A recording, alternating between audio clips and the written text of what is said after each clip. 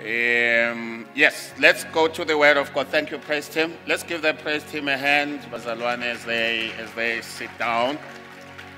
We will be meeting here 9 to 10:30 on the other normal days. And then the second session will start at 11 until 12:30, which will be the Siswati session. So let's tell those who might not have heard and who might not be with us today. So let's pass the word so that they know how we plan our services. And again, the issue of time is very important to keep our time, because now our worship is not open-ended. We have to be within some certain parameters, and we need to keep that. So let's all try to be as punctual as we can. I know some of us are having a phobia of being punctual, but let's try our best, and you can make it. Amen. I'd like us to turn to our Bibles in the second book of Second Corinthians, chapter 10, and we'll read the first 5 verses there. In 2 Corinthians chapter 10, and we read the first 5 verses there. That is verse 1 up to verse number 5. And I'd like to talk about confronting or facing the giant. Confronting or facing the giant. That's what I would like to talk about this morning. So let's read that verse, and then we will start with our session. 2 Corinthians chapter 10, starting from verses 1 to 5. I, Paul, make an appeal to you with the gentleness and kindness of Christ. I'm the one who's humble, and I'm with you, but forceful toward you when I'm not with you. I beg you that when I'm with you, I won't have to deal forcefully with you. I expect I will have to, because some people think that we are only guided by human motives. Of course we are human, but we don't fight like humans. The weapons we use in our fight are not made by humans. Rather, they are powerful weapons from God. With them, we destroy people's defenses, that is, their arguments, and all their intellectual arrogance that oppose the knowledge of God. We take every thought captive so that it is obedient to Christ. Amen. May I read from my King James Version the last 2 verses? For the weapons of our warfare are not carnal, but mighty through God to the pulling down of strongholds, casting down imaginations and everything that exalteth itself against the knowledge of God, and bringing into captivity every thought to the obedience of Christ. Amen. Shall we pray? Father, we thank you. We come before your throne even this morning. We give you all the glory and all the praise. You alone are our God. You are alone to be worshipped, and you alone are to be praised. We humble before you this morning, Lord, as we hear your word. Talk to us, Lord, because you know us. And we thank you. In Jesus' mighty name, amen. I'm saying we are talking about facing or confronting the enemy or the giant. When we talk of a giant, we are talking about something that exalts itself, about something that stands before you, about something that when you try to move away, it's just before you. And you try and you see that this thing is powerful. This thing is showing some might. This thing is not giving you some peace. So when we talk about a giant, we are talking about that something. Whatever it is, and giants can be spiritual, and also giants can be physical. And the truth of the matter is, in life, we all have some giants. In life, we all meet some certain situations that grows before us and stands before us. And when you try to make some movements, it bars you from doing what you want to do. So that's a giant. It's something that you are not comfortable with. It's something that torments you. It's something that when you think about, you don't have peace. And it's something that you wish it would pass soon, but you find that it doesn't pass as soon as you think it should. So that's a giant. And sometimes when you were talking about a giant, you wish that you can skip it somehow and bypass it somehow because you don't want to confront it. But your giant is your giant. And if it's your giant, it's you that have to confront it. Amen. So that giant that might be seen to be standing before you, from where we have read, Paul saying, our weapons are not carnal. And I like that. Our weapons are not carnal, but he says they are powerful in God.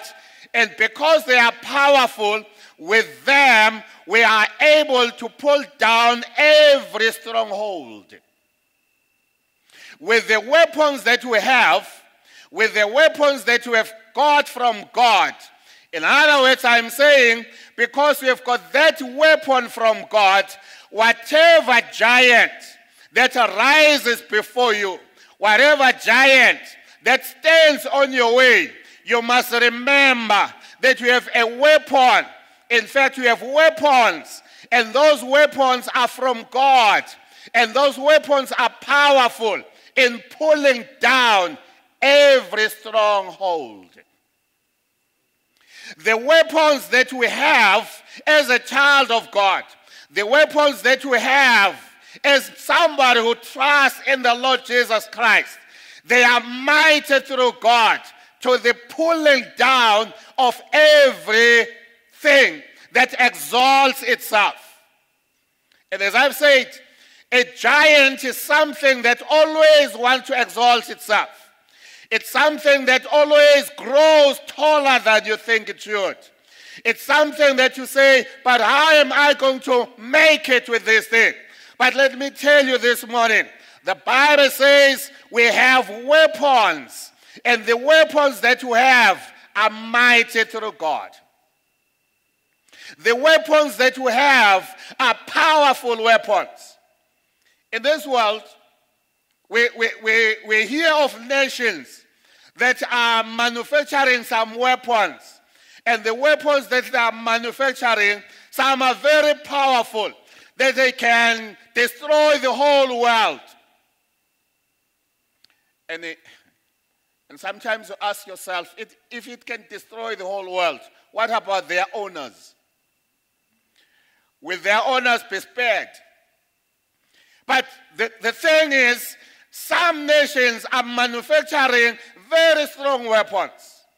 And when they know and get to know that that other nation has developed a weapon that is more powerful than they have, they then try to overtake that other nation because everybody says, I want to have a powerful weapon. But I am saying, as children of God, the Bible says our weapons are mighty through God.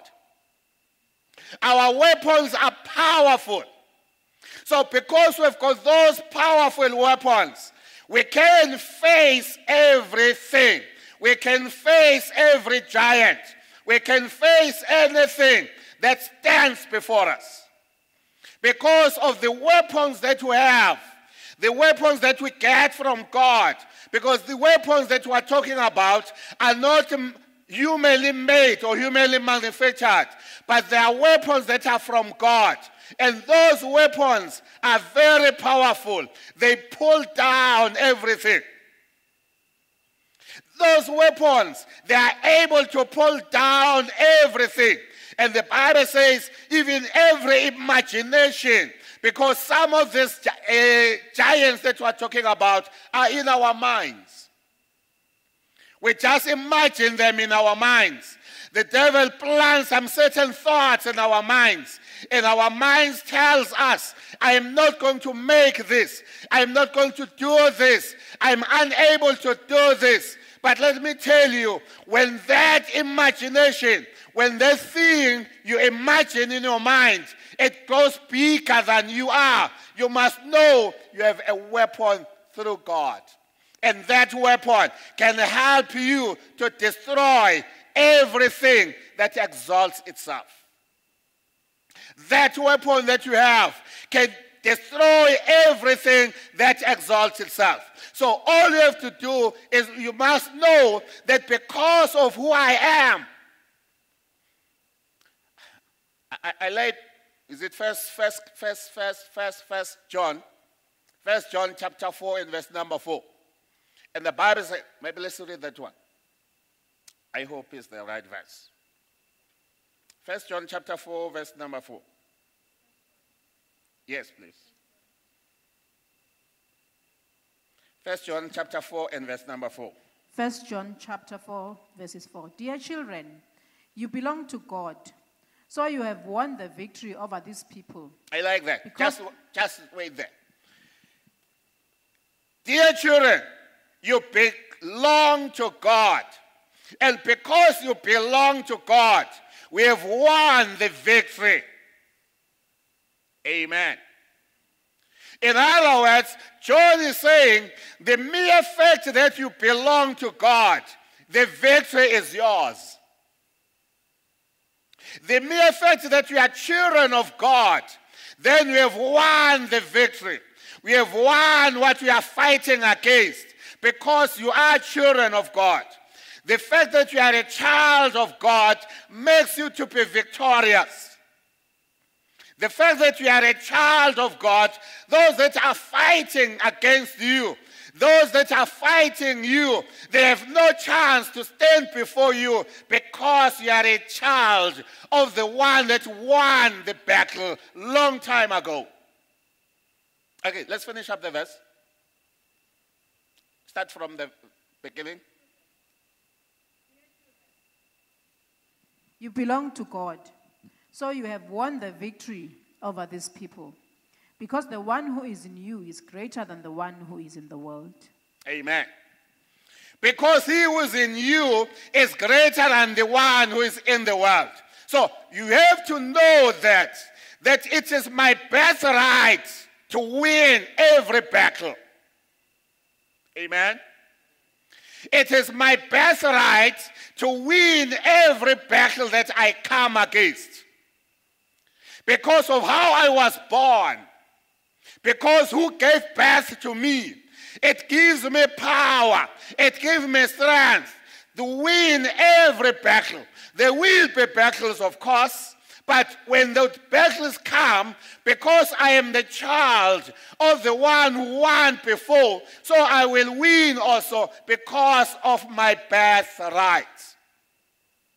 So I am saying, as a child of God, face every obstacle along your way.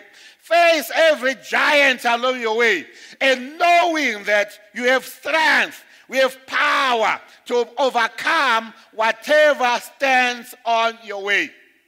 We have power to overcome whatever is confronting you because you are a child of God. Amen. Let's go to Zechariah. Zechariah chapter 4 and verse number 7. Zechariah chapter 4 and verse number 7.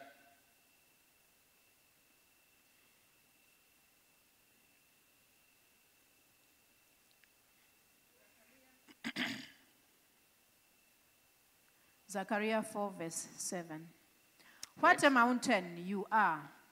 In front of Zerubbabel, you will become a plain. He will bring out the topmost stones. He will bring out the topmost stone with a shout of blessings on it. Amen. Maybe let's start from verse number 6. Then he replied, "This is the word the Lord spoke to Zerubbabel. You won't succeed by might or by power, but by my spirit, says the Lord of armies. What a high mountain you are in front of Zerubbabel. You will become a plain. He will bring out the topmost stone with shouts of blessings on it." Amen. What a high mountain you are. In other words, this one is confronting a mountain. And he says, you are a high mountain. But though you are a high mountain, you will become a plain. So I am saying, when there is a mountain before you, confront that mountain. When there is that mountain that is high before you, you have to confront it. That mountain that has become a giant in your life. That mountain that is exalting itself before you. Talk to that mountain and say, though you are a high mountain, but you are going to become a plain. So, child of God, whatever mountain you might be facing, and I said the mountain can be spiritual, the mountain can be physical, the mountain can be mental, or the mountain can be otherwise. But whatever mountain, and no matter how high it may be, but the fact remains, it will become a plain. But before it becomes a plain, talk to that mountain. Talk to that mountain. Don't talk about the mountain, but talk to the mountain. Amen? We have a tendency sometimes of talking about issues in life. And talking about issues that I've got this issue, I have this issue that I don't know what I'm going to do about it. And you talk to your people, you talk to your friends, you talk to your family members, you talk to every other person. You talk about the issue. You talk about the mountain. And the more you talk about the mountain, is the more it increases in front of you. But here the Bible says, you mountain. In other words, this one is addressing the mountain itself. It's talking to the mountain. It says, you mountain, I acknowledge that you are high. You see, there are mountains that can be very high in life. There are mountains that can elongate themselves in life. And you find yourself that how am I going to climb this mountain? Because it's very high. But the Bible says that mountain that is very high, it's going to be a plain. But before it becomes a plain, address that mountain. Talk to that mountain. Talk to it and tell the mountain, mountain, you are not here forever. Oh my God. You mountain, I acknowledge you are there. Because don't pretend as if there is no problem where there is a problem.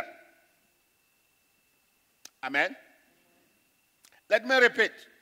Don't pretend as if there is no problem when there is a problem. Acknowledge that there is a problem. And after you have acknowledged that there is a problem, and then you have to confront that problem. Talk to that mountain. The mountain that might have been there for some years. The mountain that has been there maybe for some few days or some few hours. Talk to the mountain and say, I can see you are a high mountain, but before long, you will be a plain. In other words, I'll be walking on top of you. Now you look long, you look high before me, but not very long. I will be talking, I will be walking on you because you are going to be a plane. You are going to be flat on the ground. Nothing will be told of you except that you will become a plane. The higher the mountain, the bigger the plane for you. Amen? Let me repeat. The higher the mountain you are faced with, the bigger the plane for you where we are going to be dancing. Because that mountain that is in front of you is going to be a plane, and when it is a plane, you'll be able to walk on top of it, and you'll be able to play on top of it because it has been lying flat before you. But before it does that, talk to that one. Talk to that mountain. And as I've said, you might have talked about that mountain to a number of people. You might have talked to that mountain to some people. And some people, when they look at you, they just see the mountain in front of you because you have told them about your mountain. When people look at you, they no longer see you, they see your mountain. In other words, they see your problem. They see your situation because the situation is now taller than you are. But I am saying, talk to that mountain. After having talked about the mountain to other people, and sometimes when you talk about your mountain to other people, it becomes a talk of the town, a talk of the house, a talk of the nation because of your problem that you are facing. But when you talk to the mountain will listen to you. Oh my God. In other words, the giant before you. Is it Exodus? Exodus 14 and verse 13. I believe it's that. Where the children of Israel were faced with the Egyptians that were coming to attack them as they left Egypt on their way to Canaan. And the Bible says, God says to the children of Israel, because they were crying to God because of the Egyptians that were following them. And they were crying to God. And then God says to them, stop crying because the Israelites or the Egyptians that we are seeing today, you will see them no more. Okay, maybe let's read the verse.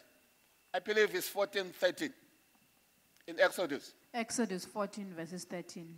Yes. Moses answered the people, don't be afraid. Stand still and see what the Lord will do to save you today. You will never see these Egyptians again. Amen. I like that. Moses says to the children of Israel, don't be afraid. You see, our greatest problem is fear. Let me repeat.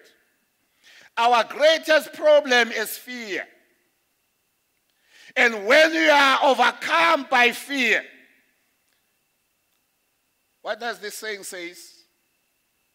Cowards die many times before their actual death. In other words, somebody who's a coward, they die almost every day before their actual death. And fear is one of the greatest enemies that we have. Because when you have a mountain before you, once you become to be afraid, because fear says, I accept that I'm defeated. When you are afraid of something, you are saying to that thing, I am surrendering before you. I don't have anything against you. I don't have anything to do against you. So Moses says to the children of Israel, don't be afraid. It's not that the children of Pharaoh are not following you. They are persuading you. They are armed to their teeth. And if they come to you, they are going to kill you. But as they are coming, don't be afraid. Oh my God. You see them, yes. They are a reality, yes. But don't be afraid. Because you are seeing them now, you will see them no more. The Egyptians that you are seeing now, that like frightens you, you will see them no more, because as long as you confront them, as long as you confront them, as long as you confront the enemy, as long as you confront the giant before you, you see it now, but you see it no more if you confront it. Confront the enemy. Talk to the enemy. Say to the enemy, enemy. I like what Micah says. Micah says, don't rejoice, my enemy, that I'm down, I'm fallen down, because I will rise up again. So he's telling the enemy, yes, I'm down. Yes, you might have pulled me down, but don't rejoice, because I will not end it down where I am now. I am down. I acknowledge that, yes, I am down, but don't over-celebrate, because my story does not end being down. My story does not end by being down. I will rise up again. So I am saying, the giant before you, tell that giant. Confront the giant. And when you confront the giant, and as you confront it, you know we have got a weapon. We have got weapons that are mighty through God. You don't confront them on your own. Oh my. We know this story very well. The story of David versus Goliath. In 1 Samuel chapter 17.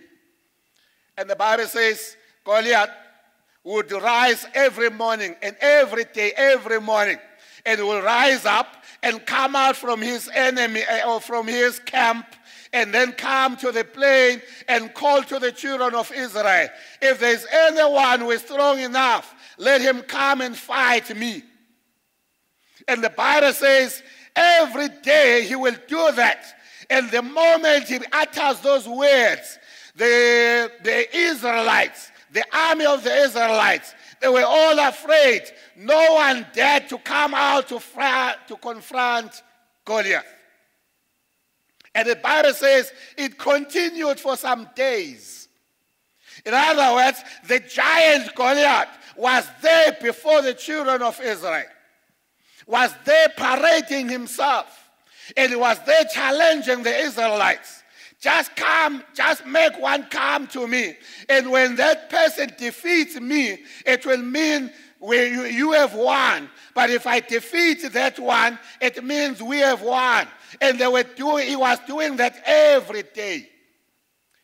You see, your giant is tormenting you every day. Your giant have started tormenting you. It started some years back. It started a while ago. It torments you every day. It reminds you of that particular problem. Every day you are reminded that there is this mountain that I don't know how I'm going to climb it. It's like that Goliath. But praise God. The Bible says when David came there, he had not gone there to fight, but he had gone there to check on his brothers and to give some provisions to his brothers. But as he was there, and he heard this man boasting and challenging the children of Israel because of the birth of that boy, because of what was inside that boy, he then inquired, what will be done to a man who kills this Goliath, who kills this man, and removes the reproach in Israel? You see, a giant will bring a reproach in your life. Actually, most of the giants that we find ourselves confronted with, they leave us with some reproach. They leave us with some shame. They don't leave us as we were, but they leave us with some shame. So David says, what will be done to a man who will kill that one and then remove the shame in Israel? And I am saying your life is a life full of shame, but that shame can be removed. And David says, let me cut the story short. David says, I'm ready to go and confront this man. When after all these Arab men have said, never dare do that. After Saul said to him, you cannot do that. After his brothers had said to him, you cannot do that. But this young man says, this God I trust in. This God, I have seen him yesterday. I have seen him when I was in the wilderness. When I was confronted with some giants, this God helped me to confront those giants. And this God is the same God. If he helped me confront those giants, he will also help me confront even this giant. And the Bible says, as David was approaching Goliath, Goliath says, I'm just going to kill you and take your body and give it to the birds of the air. And they will just take you and finish about you. And David says, you come to me, you come against me with a sword and with a spear. But he says, I come against you in the name of God. And I like Goliath. Okay, I like David. Says, I am coming to you. And he talks to this Goliath. And says, Goliath, you have exalted yourself enough. But today I am coming to you. And I'm coming to you in the name of God. Pastor Lord, this God, the Bible tells us, he is the same yesterday, today, and forever. He is a God that never changes. He is a God that will never, ever change. So if he was with that young man, and you know the story, that young man David, who was about 17 years of old age, and that young man took his sling and took those 5 stones, and he put the sling and the stone in that sling, and he was able to aim at Goliath. And that enemy, that giant, fell on his face, on his face. And the Bible says David was able to go there, take the sword of Goliath, cut off his head, and lifted up his head. And the children of Israel, they all won. Because David confronted the giant before the children of Israel. And I'm saying, that giant that is in front of you, and the giants I can be intimidatory. They can intimidate you. You hear that what Goliath was saying, but David says, I don't care what I'm hearing, but I know in whom I have believed. Oh my God. I like that. I like what Paul says. I believe it's in 1 Timothy chapter 6 and verse number 12. He was in prison, but he says, I'm not ashamed to be in prison, because he says, I know whom I have believed, and I'm entrusted that what I've entrusted in him, in fact, says, I am persuaded that what I've entrusted to him, he will keep it until that day. So as a child of God, whatever there is a Goliath before you, don't be intimidated by the words of Goliath. Don't be intimidated by the statue of Goliath. Don't be intimidated by the weapon of Goliath. Know the God that you have. Know the God that is in you, because the God that is in you is greater than any God that is in the world. The God that is in you is able to make you to be a winner, to make you to be a conqueror, even when you are faced with a greatest giant in your life. So face that giant in your life. Talk to that giant in your life. Jesus says, he says, if you have faith, you can say to that mountain, be removed and go to the sea. And that mountain will listen to you. So in other words, he says, talk to that mountain. And I'm saying to this morning, talk to the giant in front of you. Confront the giant in front of you. But as you confront the giant, you must know you are not confronting it on your own strength and your own power, but you are confronting it in the power of God. In Zacchaeus' way we've read, is it in Zacchaeus or in Zechariah? In Zechariah it tells us, it's not by might, it's not by power, but it's by my spirit, says the Lord. So when you talk to that mountain, you say, in the name of God, not in your own strength, not in your own understanding, but you are saying, I'm coming to you in the name of God. And because I'm coming to you in the name of God, we have got no chance. You have to give way. Give way. You see, sometimes when you are driving along the road, and it happens that certain cars follow you, it doesn't matter how narrow the road may be. You just have to give way. And sometimes you need to park along the way and allow certain cars to pass you, because those cars cannot stand on the way. Those cars cannot be in a queue. Those cars are rushing somewhere. So you have to pull on your side. And I am saying, when you come in the name of God, every other thing will have to pull on the side. Any other thing will have to give way, and give way to the royal escort. As a child of God, whatever giant is in front of you, confront that giant, and it will bow its face before you. So I'm saying, you have to confront your giant. It doesn't matter what kind of a giant it is, but you have to confront it. Amen. Lastly, you know the story of the 12 spies who were sent to go and spy the land of Canaan. And the Bible tells us that 10 of those spies, they came back with a bad report. And when they were giving the report they gave discouraged the children of Israel. And the Bible says, those men, they said, we saw giants in the land.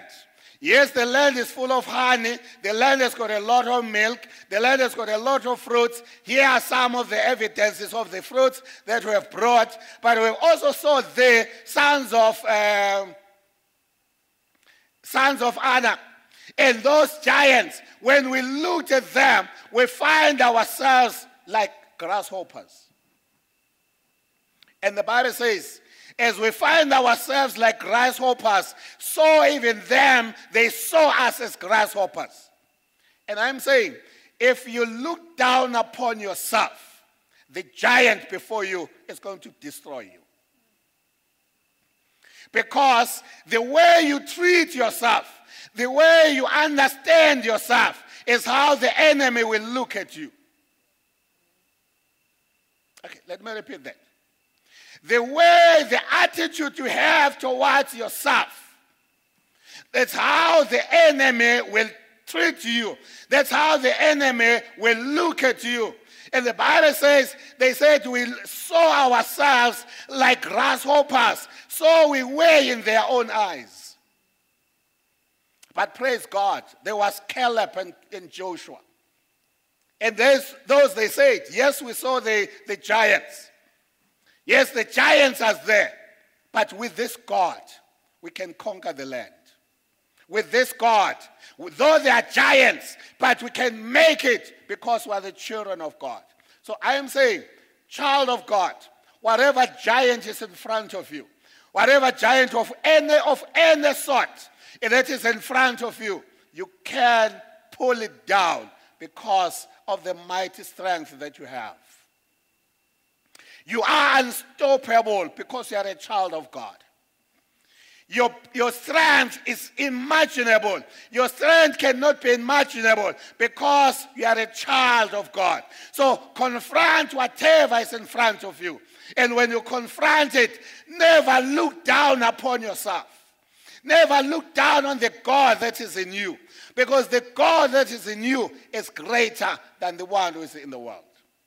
So when you confront it, you will make it. You know the story.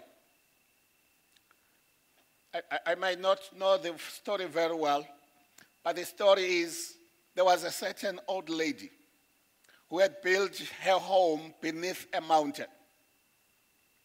And this old lady, maybe that's the part that I might not recall very well, because it's not a biblical story, Bazalwane, it's just a story that is told by people. So this woman, some people wanted her to move her home from where it was. But this woman said, no, I'm not going to let go of where I am. Until there was a certain project, whether it was a road or whatever it was, but there was a certain project that came along that path. And then, I believe it was a road that had to be constructed there. And when that road was to be constructed, the road had to go where the mountain was. And then that mountain had to be removed.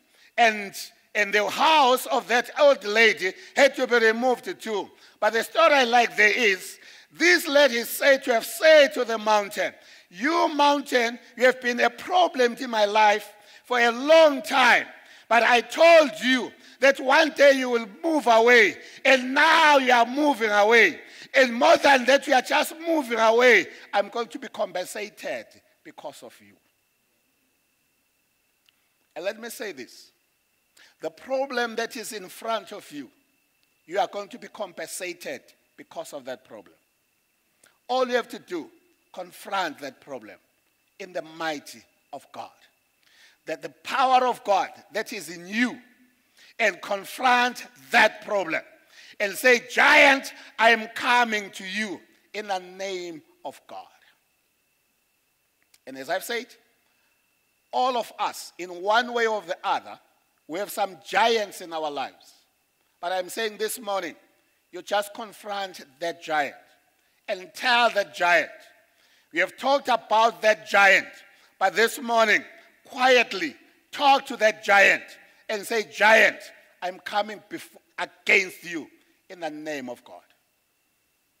I'm coming against you with the weapon that I have, that is mighty through God, to the pulling down of every stronghold.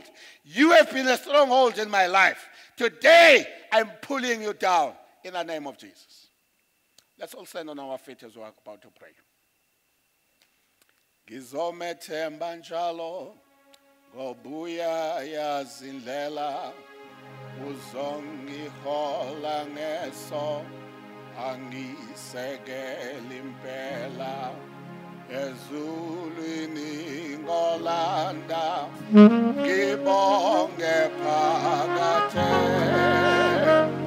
bangethula umthwalo angishiye ngizomethemba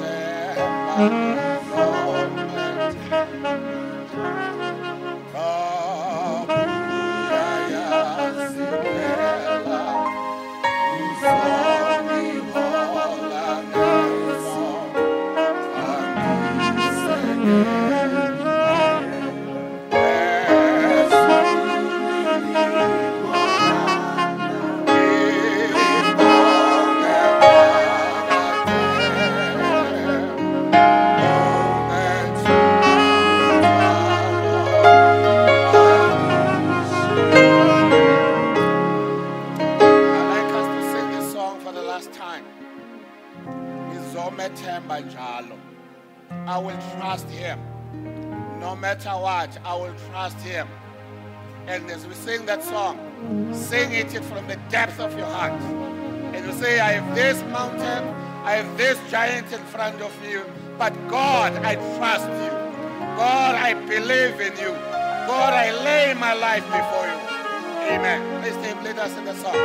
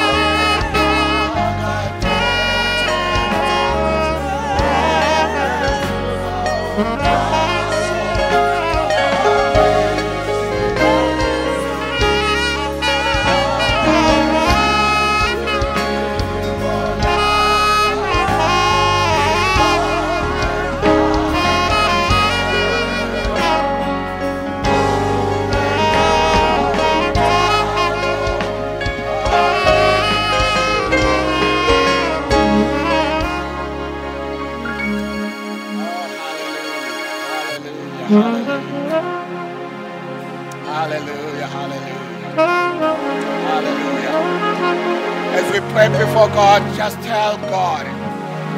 Just give him that praise.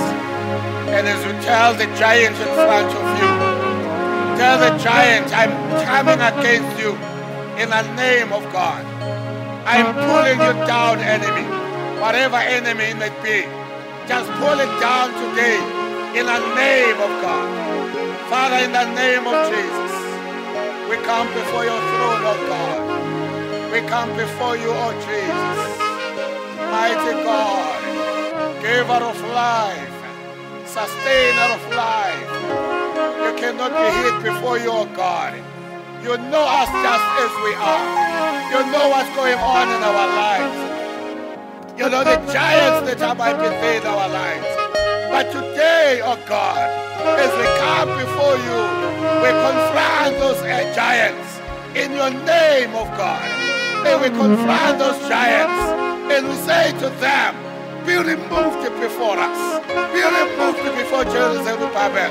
You mountain, you high mountain, be removed even today in Jesus' mighty name. Father, we thank you. We bless you. We glorify you, oh God. You are worthy of our praise. We give you the glory and the praise in the name of Jesus. Amen.